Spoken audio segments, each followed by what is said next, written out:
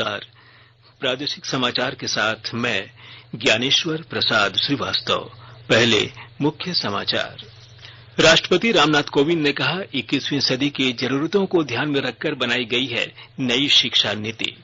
राज्य में पिछले 24 घंटे में 1478 नए कोरोना पॉजिटिव मामले आने के साथ संक्रमितों की कुल संख्या बढ़कर 68,578 हुई।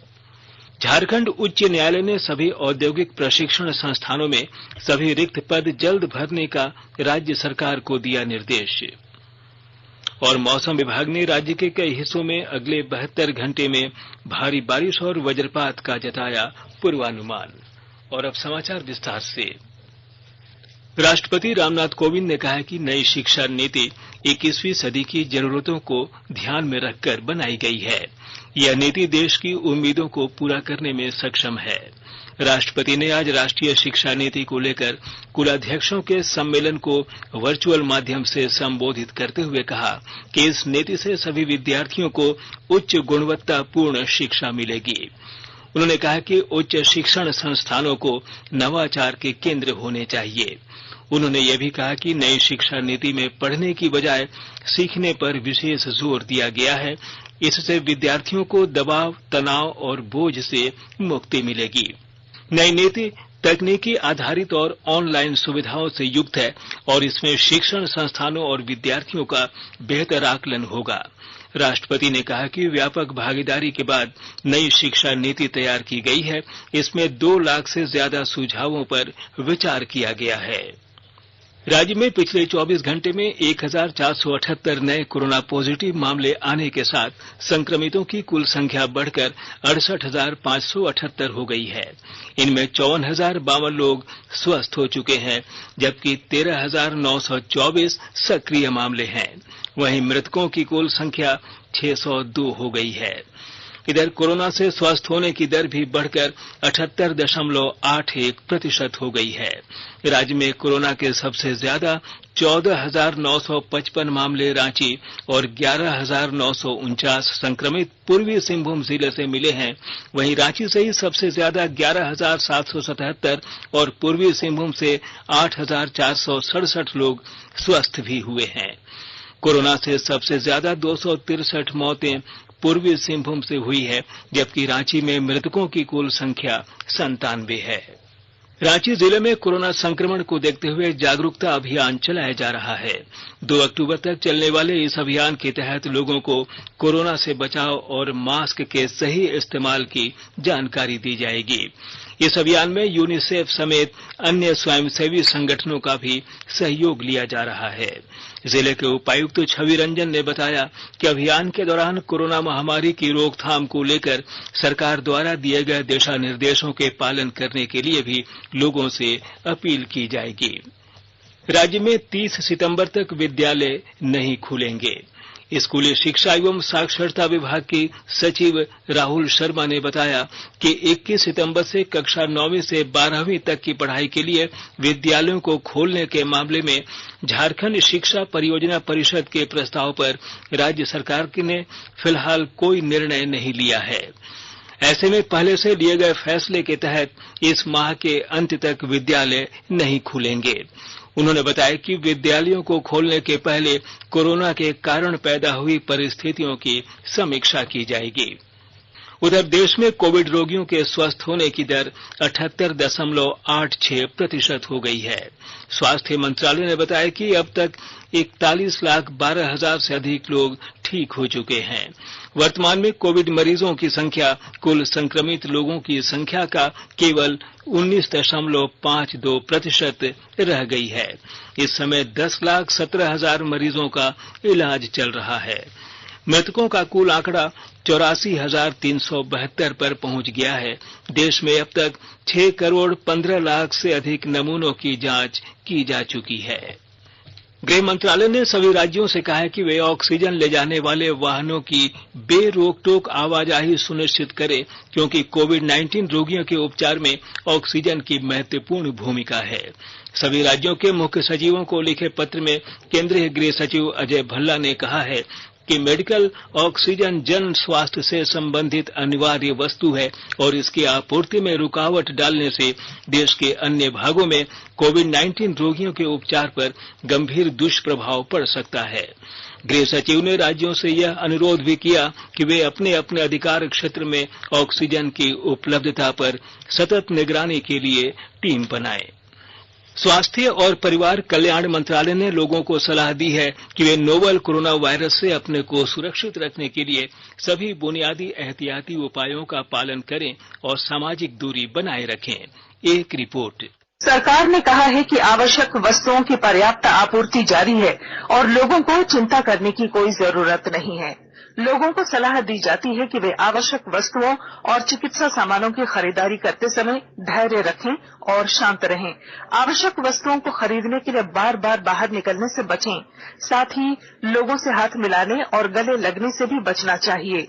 बाजार, मेडिकल स्टोर और अस्पतालों में लोग कम से कम 1 मीटर की दूरी बनाए रखें। घर पर गैर जरूरी सामाजिक समारोह से बचा जाना चाहिए और घर पर मेहमानों को नहीं बुलाना चाहिए। लोगों को अपनी आंख, नाक और मुंह छूने से बचना चाहिए और लगातार हाथ साफ करते रहना चाहिए। हाथ को दोनों तरफ से कम 20 सेकंड तक रगड़कर धोना चाहिए।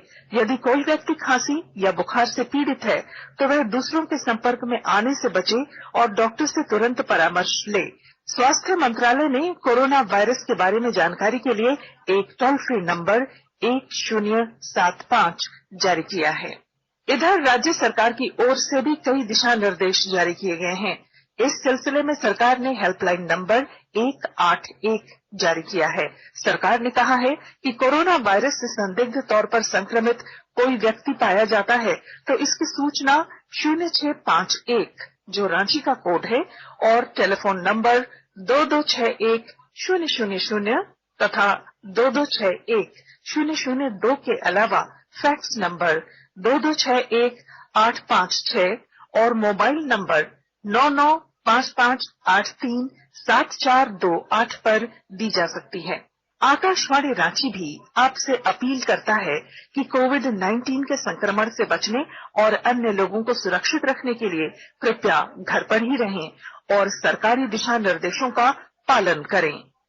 आकाशवाणी के ताजा तरीन समाचारों के लिए आप हमारी वेबसाइट newsonair.com पर लॉग इन कर सकते हैं।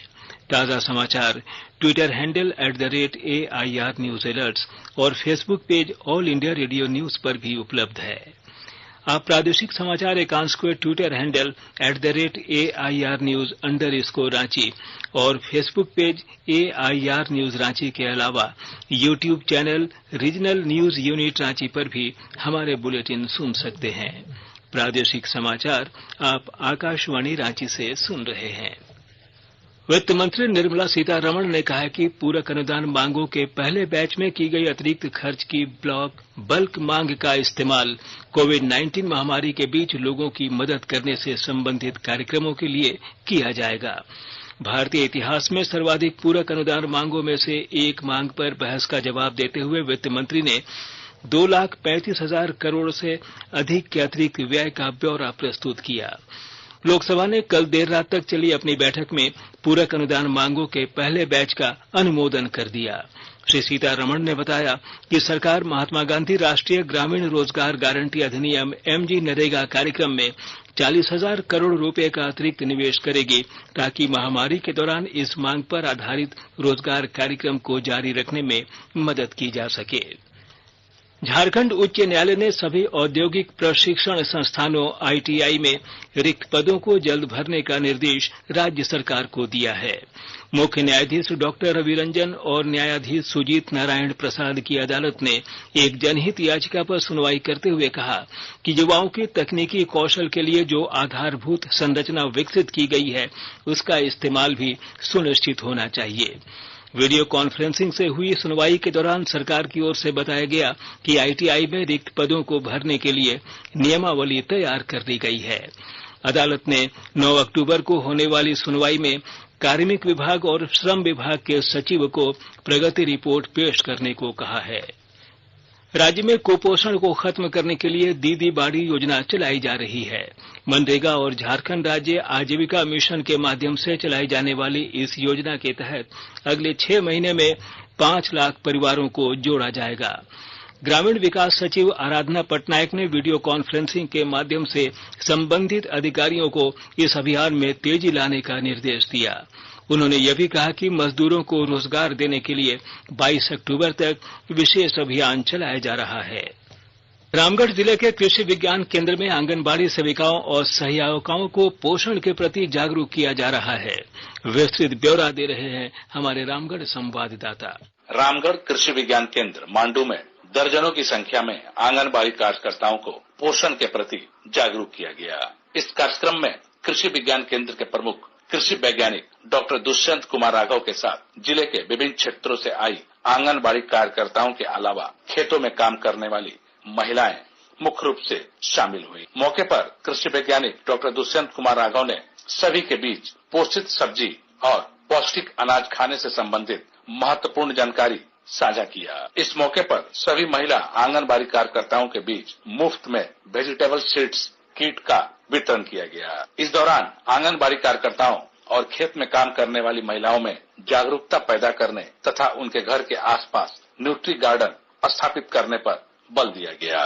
कौशल किशोर तिवारी, आकाशवाणी समाचार, रामगढ़। गढ़वा जिले के मेराल थाना क्षेत्र स्थित कुसमही गांव में अवैध रूप से चल रहे मिनी गन फैक्ट्री का उद्भेदन करने में सफलता हासिल की है। जिले के पुलिस अधीक्षक को मिली गुप्त सूचना के बाद पुलिस ने यहां छापेमारी कर 3 देसी निर्मित कट्टा, 1 पिस्टल, 3 अर्ध निर्मित कट्टा, 3 लेथ मशीन और हथियार बनाने की भाटी समेत कई अन्य सामान बरामद किए हैं। इस संबंध में 8 लोगों को भी पुलिस ने गिरफ्तार किया है। इससे पहले 17 सितंबर को भी पुलिस ने जिले के कांडी थाना क्षेत्र स्थित भरत पहाड़ी से मिनीगन फैक्ट्री का उद्भेदन किया था। मौसम विभाग ने रांची, हजारीबाग और धनबाद समेत राज्य के कई हिस्सों में अगले 72 घंटे तक मध्यम और भारी बारिश होने का पूर्वानुमान जताया है। इस दौरान कई जगहों पर वज्रपात की भी आशंका है। मौसम वैज्ञानिकों ने बताया कि पिछले 24 घंटे के दौरान राज्य में सामान्य बारिश हुई। धनबाद के मैथन में सबसे ज्यादा 151 मिलीमीटर बारिश रिकॉर्ड की गई। उधर इस दौरान विभिन्न इलाकों में हुए वज्रपात में 15 लोगों की मौत हो गई, जबकि 1 दर्जन से ज्यादा लोग घायल हैं। आईपीएल क्रिकेट प्रतियोगिता आज से संयुक्त अरब अमारात में शुरू हो रही है। 53 दिनों तक चलने वाले इस टूर्नामेंट के पहले मैच में आज अबू धाबी में मुंबई इंडियंस का सामना चेन्नई सुपर किंग्स से होगा। अंतर्राष्ट्रीय क्रिकेट को अलविदा कहने के बाद महेंद्र सिंह धोनी पहली बार क्रिकेट के मैदान पर नजर आएंगे। यह मैच भारतीय समय के अनुसार शाम 7:30 बजे से खेला जाएगा। आईपीएल के सभी मैचों को लेकर स्टेडियम में दर्शकों के प्रवेश पर पाबंदी रहेगी। और अब संक्षिप्त खबरें। राज्यपाल द्रौपदी मुर्मू ने विश्वविद्यालय शिक्षकों की प्रोन्नति से जुड़े मामलों को जल्द से जल्द निपटाने का निर्देश जेपीएससी को दिया है। राज्यपाल ने कल जेपीएससी के अध्यक्ष और सदस्यों के साथ प्रोन्नति संबंधी मामलों की समीक्षा की। झारखंड बस ऑनर्स एसोसिएशन ने बसों का फिटनेस, निबंधन, ड्राइविंग लाइसेंस सहित अन्य कागजातों के लिए समय सीमा 31 दिसंबर तक बढ़ाने की मांग परिवहन विभाग से की है। विधानसभा में कैग रिपोर्ट 21 सितंबर को पेश की जाएगी। सदन में रखी जाने वाली 4 रिपोर्ट में वित्तीय वर्ष 2017-18 की 3 और एक 218-19 की रिपोर्ट होगी। रांची विश्वविद्यालय में चांसलर पोर्टल के जरिए स्नातक में नामांकन की अंतिम तारीख तीसरी बार बढ़ाकर 25 सितंबर तक कर दी गई है।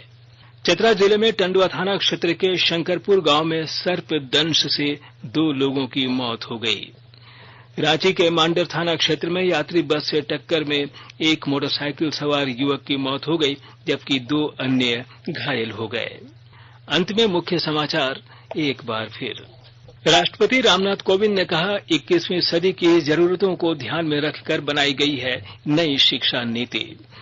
राज्य में पिछले 24 घंटे में 1478 नए कोरोना पॉजिटिव मामले आने के साथ संक्रमितों की कुल संख्या बढ़कर 68,578 हुई। झारखंड उच्च न्यायालय ने सभी औद्योगिक प्रशिक्षण संस्थानों में सभी रिक्त पद जल्द भरने का राज्य सरकार को दिया निर्देश। और मौसम विभाग ने राज्य के कई हिस्सों में अगले 72 घंटों में भारी बारिश और वज्रपात का जताया पूर्वानुमान। इसके साथ ही आकाशवाणी रांची से प्रादेशिक समाचार का ये बुलेटिन समाप्त हुआ। नमस्कार। घर में रहिए, सुरक्षित रहिए और सुनते रहिए आकाशवाणी।